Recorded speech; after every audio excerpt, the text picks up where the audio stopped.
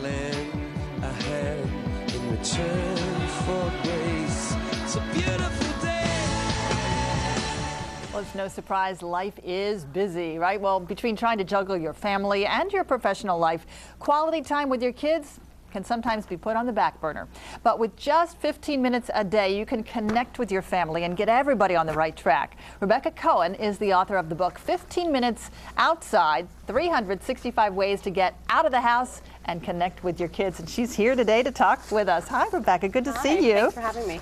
So the whole idea here is to get outside with your family. It really is about bringing more joy into your everyday life. And we all have at least 15 minutes a day to do that, don't we? So how did you, I mean, you wrote this book. Inside, you kind of break it down month by month and give the readers tons and tons of ideas of what you can do with your kids. It's month by month. Any time of the year. Any time of the year. There's a lot of gardening in there, so it takes out the mystery of knowing what to do when.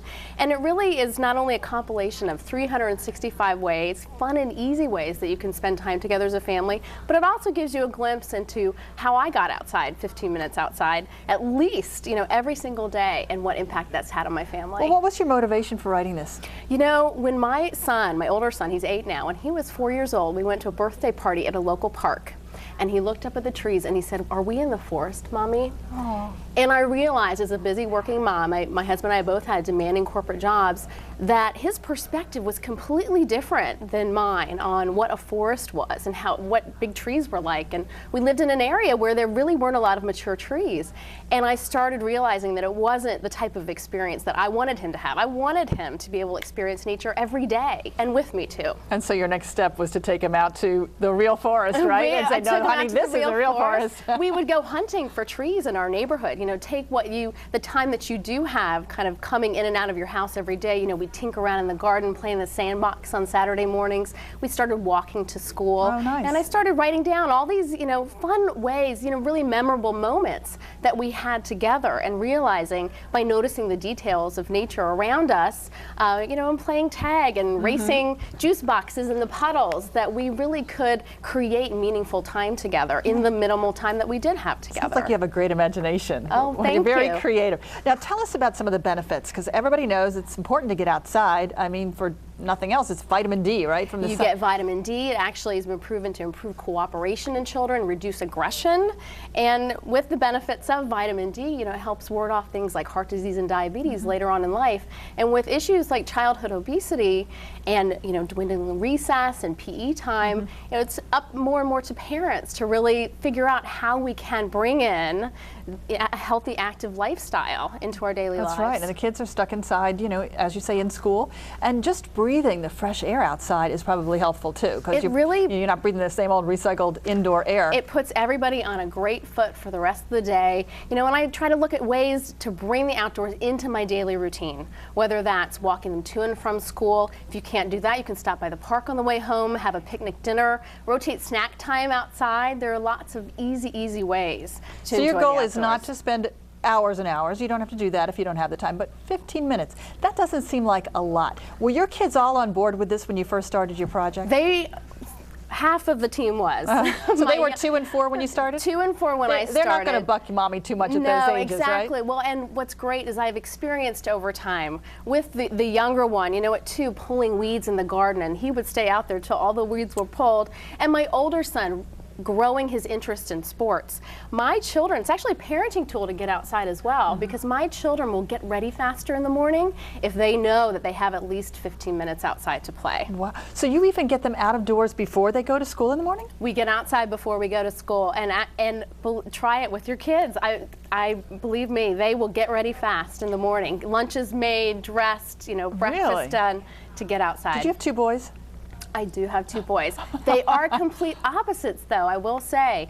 For my older son, when he asks me, "Will you throw the football with me, Mom?" I always say yes. For my younger one, he's more into gardening and cooking with the produce that we bring from our garden and doing art outside. So there's really something for everyone in the outdoors. All right, so give us some ideas of what we can do with our kids before school in the morning, and then maybe like in the evenings? I mean, times of days when it's probably dark out most of the year. Sure. Well, you know, I've actually taken 15 minutes in the morning. Mid-March is a great time to plant the first vegetable of the season. We don't really think about it, but in the 40s, when the temperatures are in the 40s and 50s, it's a great time to plant peas. And I literally did that with my kids before school. You can do it in the ground, or you can do it just in a cup with some soil, poke a hole, put a little pea seed, make sure there's a drainage hole in the bottom and a saucer underneath.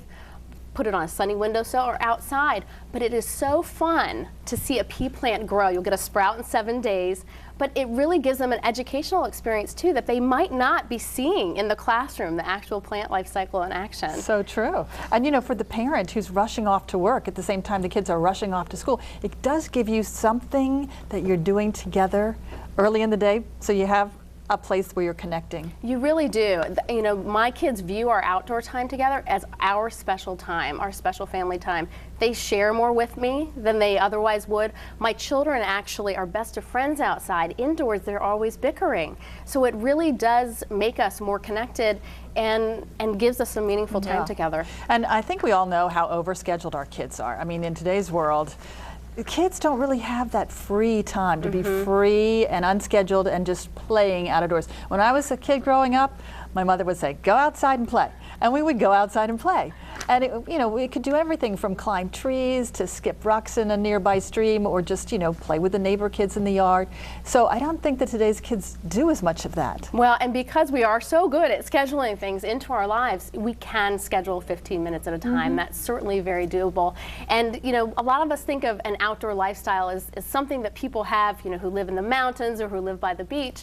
But you know, I consider it just intentionally getting outside to improve your well-being and the well-being of your family in little bits every day. And it's amazing how once you get outside for 15 minutes, your kids will actually ask to stay outside longer. I'll bet they will, yeah, because they're just beginning to get involved in whatever they're doing outdoors. Now, I want to ask you, because I have a feeling it probably was a little bit harder for you to come up with activities for the month of January than it would be for, say, July. What did you come up with for the cold weather months? For the cold weather months, you know, I always say to gear up to make sure that you're comfortable. I actually hate being cold, but I love being outside. Yeah. So, you know, making sure that the kids have appropriate gear, you know, and if you're less inclined, a lot of times it's the parents who don't like to get outside. So as a parent, make sure you've got your long underwear on and your good gear. And, you know, games like tag, you know, very simple things. Actually looking, you can see more hawks and nests in trees with the leaves off the trees, you know, going out on these expeditions together, which don't have to be hours and hours long, but making sure you have appropriate gear on, you're going to stay warm and you're going to want to stay outside longer. Especially if you're running around playing tag, you're going to stay warmer too. Exactly. Well, Rebecca Cohen, great to meet you. The book is called 15 Minutes Outside, 365 Ways to Get Out of the House and Connect with Your Kids. You should check it out if you're a parent. Thanks so much. Thank you.